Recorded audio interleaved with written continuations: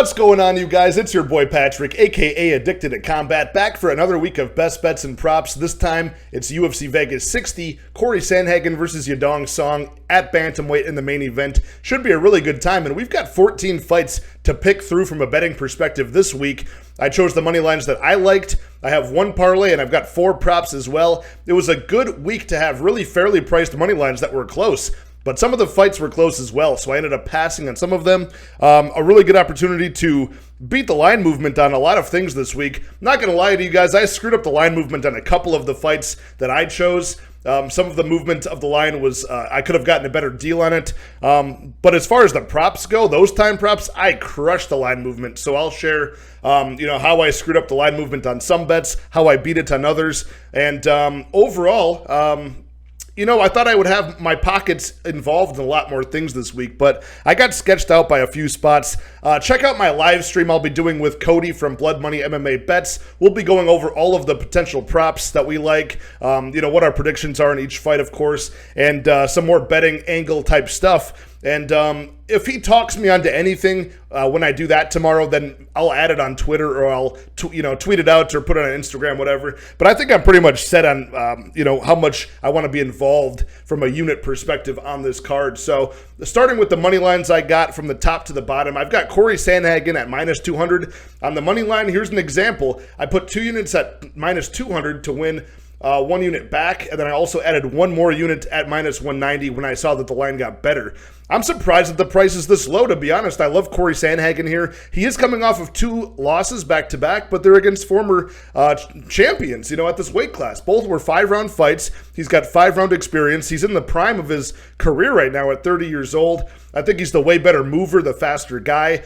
Presumably, he's got better cardio since he's gone 5 rounds and Yadong Song has not yet. And Yadong Song does tend to slow down. He's a more shorter, compact, muscular, powerful bantamweight here. Very good boxing up close. Uses a lot of really good hooks and uppercuts that he disposed his last 2 opponents with. But you don't see Corey Sandhagen caught at that range very often. He's usually very in and out. He switches stances, has a very nice jab that he extends very well from both stances. The leg kicks at range, all that's going to give Yadong Song a lot of issue here, I believe. And Yadong Song is so impressive to me. 24 years old. He's already a ranked guy fighting this caliber of competition in a main event. He's got a bright future. I don't think now is the time. I've got now 3 units invested on Corey Sandhagen. Moving on down to kind of an opposite fight than what we just talked about. We're talking about these smooth, very clean bantamweights. Now we're going to a sloppy heavyweight fight. I've got 1.7 units at minus 170 on Tanner Boser to beat Rodrigo Nascimento. Nascimento's never been to decision before. Tanner Boser's been there 15 times, so he is a faster guy, the more clean, technical guy, especially on the feet. Nascimento wants to get this fight to the ground as his best chance. He uses jiu-jitsu, which is pretty good when he's on top, and get the submission here. Tanner Boser, I think, is too fast to get taken down that way, though. Nascimento's durability is lacking as well, as we saw in his fight against Chris Daukaus, where he got knocked out, pretty much a couple times in that fight by some easy left hooks. I feel like Tanner Boser is going to be able to have the same result. Tanner Boser is at least mid-level heavyweight. He's hung in there with guys like Arlovsky to a close decision, Alir Latifi to a close decision. But Alir Latifi was taking him down. I don't see Nascimento with that level of wrestling or that level of athleticism. So give me the more experienced guy here who's at least mid-level. Nascimento, I think, is bottom of the barrel heavyweight. Marc-Andre Barriault is the next money line. My underdog shot this week, plus 145. I put 1 unit on him to beat Fluffy Hernandez. And I like Alexander Hernandez a lot, but there's no secret to his game. He wants to get the fight to the ground, relentless takedown attempts, and Marc-Andre Barriault is really good at defending takedowns. And when he does get taken down, he's very good at building a base and getting back to his feet very quickly. And I love the pressure and the high output striking I see from Marc-Andre Barriault in this fight.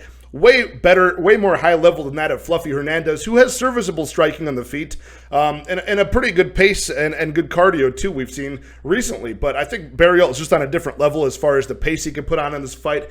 And I think this should be more of a 50-50 fight based on if Marc-Andre can not get taken down the majority of this fight. So 50-50 there. Give me the plus 145 on a guy who's never been submitted before. The last money line I have straight up is Javid Basharat to defeat Tony Gravely at bantamweight. I got Javid Basharat at minus 164. Another example of where the money line even got better than that. I've seen down to minus 155 on Javid Basharat. So I put 1.64 units to win 1 unit in return on Basharat. He's 12-0, a very good prospect off the Dana White Contender Series against a guy who's proven where he's at in the UFC, and Tony Gravely had several fights, and we kind of see where his ceiling is at. And I like Tony Gravely. He's very he's got early power and very, very good wrestling, averaging over 6 takedowns per 15 minutes. Amazing. Javid Basharat did prove himself a lot to me in his last fight in his debut against Trevin Jones, who's a dangerous, unorthodox power striker in all rounds of the fight. Javid made him look like a rookie in there, put on an absolute clinic, striking at range, cornering Trevin Jones against the cage, cutting the cage off well, employing a bunch of a huge variety of strikes, kicks, punches, body work, and just showed really good distance control and good cardio. I like him in this fight.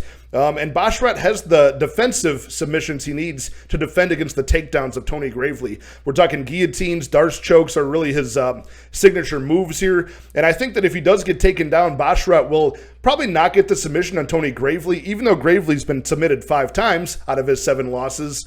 I think Basharat will threaten with it's a real threat. I think he'll threaten with the BJJ from bottom position to get back up to his feet. And eventually, Gravely will give up the position, stay safe out of harm's way of the submissions, stand with Basharat, and eventually tire out as this fight goes on. I predict a decision win from Basharat, but I've just got his money line for 1.64 units here.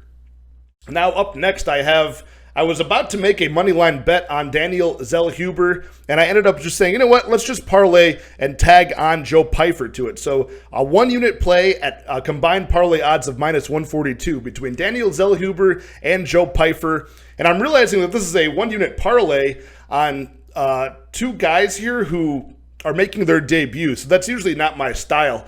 But Zellhuber was at minus 260 on the money line at the time. I think now he's like minus 300 or so over Trey Ogden, which I kind of agree with. I'm not one to lay down minus 300 on a debutant here, but minus 240 to minus 260 where you could have gotten him at. I like that on Zellhuber a lot. Joe Pyfer, I think, was somewhere around like minus 420 when I made that parlay. So whatever, we're sticking together 2 guys who I think are really good, promising debutantes here. Had a very good showing on the Dana White Contender Series. And, they're facing 2 guys who I really just don't think very highly of. Starting with Zellhuber. Daniel Zellhuber is a very young guy at the weight class here, lightweight, where he's going to just employ a lot of really high-level kickboxing over Trey Ogden, whose stand-up is very, mediocre at best, in my opinion. And I'm seeing a lot of things, not only from his Dana White Contender Series bout for Zellhuber, but from his early days when he was 18, 19 on the Combate regional circuit and some other pro circuits, looked very good, very strong guy, huge for the division, and he showed very good takedown defense in a lot of those fights early on, and very good scramble ability on the ground too, able to reverse position using technique and strength. He's going to have a lot of physical advantages, every tail of the tape advantage over Trey Ogden here. I think he can keep it standing. He's very elusive and fast. Probably dispose of Trey Ogden at some point in this fight, but his money line is good enough just in case he does get a decision win here. And then we're adding on Joe Pyfer, who's facing Alan Abadovsky in his in his debut, which is perfect because Alan Abadovsky is 0-3 in the UFC, 8-3 overall. I mean, Abadovsky came into the league undefeated, 8-0. All 3 of his losses now have been equal opportunity losses in the UFC, meaning he's lost by knockout, by submission, and by decision. This guy is a one-trick pony. He's got 8 knockouts, 6 in round 1. 2 of those knockouts were in round 2. All were below UFC level competition. I mean, this guy rushes in with blitzing 1-2, 1-2s, sometimes with a jab, overhand right. He can get you with that with serious power early, but I mean, his chin is way up in the air. Striking defense for Abadovsky is negligible, and not very good durability either. Joe Pyfer, very good groundwork, very good striking as well. I think he'll be able to win this fight within 1 round. I'm going to call it by knockout. So not only do I have that parlay at minus 142 odds for 1 unit with Zell Huber and Joe Pyfer. 1 unit wagered there. I also have a half of a unit on, we're going to move into some props now, half a unit on Joe Pyfer to win by KO at plus 110. Only did a half of a unit because, again, I have Joe Pyfer in the parlay, but then also Joe Pyfer does have the groundwork as well, and he could easily, club and sub Amedovski the way Amedovski was club and submitted by Joseph Holmes in this last fight. So since we have to choose between the sub being live and the knockout being live, I just put half a unit on this one. I do think it won't take very long. I think Amedovski will rush in with his head up in the air, throwing a jab overhand or something like that, and Joe Pyfer will counter him with that nice hook counter he won on the Contender Series in his last fight. So the second prop I have is, once again, a fight where I've got a money line tied to this individual as well. Tanner Boser and Rodrigo Nascimento. 2 units on the fight, does not go to decision, and I have that at minus 110. This is one of the spots I'm really proud of myself for hammering as soon as the line dropped. I was looking at this prop already. I mean, this is all the way up at minus 200 on the same book. I got this on Bovada Sportsbook at minus 110 for Boser Nascimento does not go to decision. You're talking Nascimento with 10 professional fights, 0 have gone to decision. Boser with 29 and 14 have finished inside the distance. Sloppy low-level heavyweight fight already passes the eye test and just the logic test. This will not see the judges' scorecards. So I put 2 units on it, but this is a spot where you're like, well, you got minus 110. Why do you not just max bet this? These are still weird spots with low-level guys that are not that trustworthy. Weird things happen. I'm not going to empty up my bankroll on Boser Nascimento, but I did put 2 units on it at an almost even money price, minus 110. Another fight doesn't go to decision that I beat the line movement on was Trevin Giles and Louis Koski. Something I had my eye on. I put 1.55 units to win 1 here. This line is, like minus 175, minus 180 in some spots now. Because Koski is coming off of, I think double shoulder surgery, 2 labrum tears or something like that, or at least a labrum tear in one of them. That's a really tedious injury and really hard to rehab from. He's been on layoff for almost 2 years after his first loss and his debut in the UFC. So all 7 of Louis Koski's wins were by round 1 finish, right? Most of them knockouts, a couple guillotines on there as well. So 8 out of his 8 fights have finished inside the distance, with his last one being a loss. He has no cardio. He gasses out if he doesn't get the early finish. Trevin Giles, 15 of his 18 pro fights have ended inside the distance as well. He's coming off of 2 knockout losses, both to Savages. And I also have my last prop is Trevin Giles inside the distance, 1 unit at plus 100, because I think Giles will dispose of Louis Koski. Welcome Koski back after layoff with another loss on his UFC record. Trevin Giles has now moved down to 170. This is his second fight at 170. The first one was to Michael Morales, which he lost by knockout after looking good in the early part of the fight. But, Michael Morales is a savage. I don't really hold it against Trevin Giles. Giles has had 9 UFC fights. Koski has had 1. And 8 of Trevin Giles' fights have been at middleweight, as I mentioned, and he's a finisher. Trevin Giles, out of his 14 professional wins, 11 have been by finish, with 6 knockouts and 5 submissions. This guy's a high-level BJJ, I think a brown belt, if not a black belt. So either way, he's shown very good competency on the ground. So that's why I chose inside the distance at plus money versus knockout or sub, because choosing between that is going to be very hard to do. Once Koski gets tired, he's just going to be a punching bag, a grappling dummy. So we don't know if it's going to be a knockout or a sub. I'd probably lean knockout, just the way that Trevin Giles can, counter Louis Koski and his kickboxing range attempts at finishing the fight early. But I just chose the plus money on this one. I think it's an even money bet that I think will cash pretty easily. So, again, Trevin Giles, only 30 years old. Koski, 27. So he's got the potential to actually come back improved over a 2-year-long layoff. I don't think it'll be the case. But either way, we got the fight doesn't go to decision as a backup plan for that. So if I had any more spots in this card, there were some traps. Like I wanted to bet the Rodriguez fight over Chidi Njokuani. I think Rodriguez wins the fight.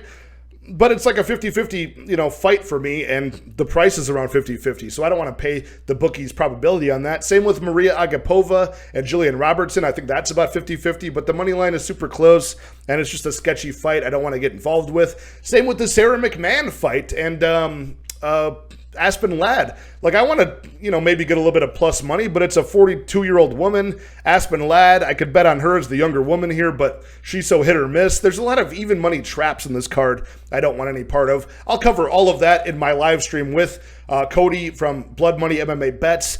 So be sure to watch that. We'll be going over, all of our props that we might place on this card if we had to, going over the value on those. Also, we choose our top 3 favorite props at the end of the show. It'll be a fun time. If you want any more detail on these fighters or the fights in a whole that I'm not betting on, go to my full card breakdown I dropped on Monday night for a full detail look at that. So without any further ado, like the video, subscribe, keep this channel growing. Almost 400 subs. I can't believe we have that many people rocking with the team right now, but we're on a huge win streak, so let's keep it going this weekend at UFC Vegas 60, and I will talk to you guys on the live stream. Cheers.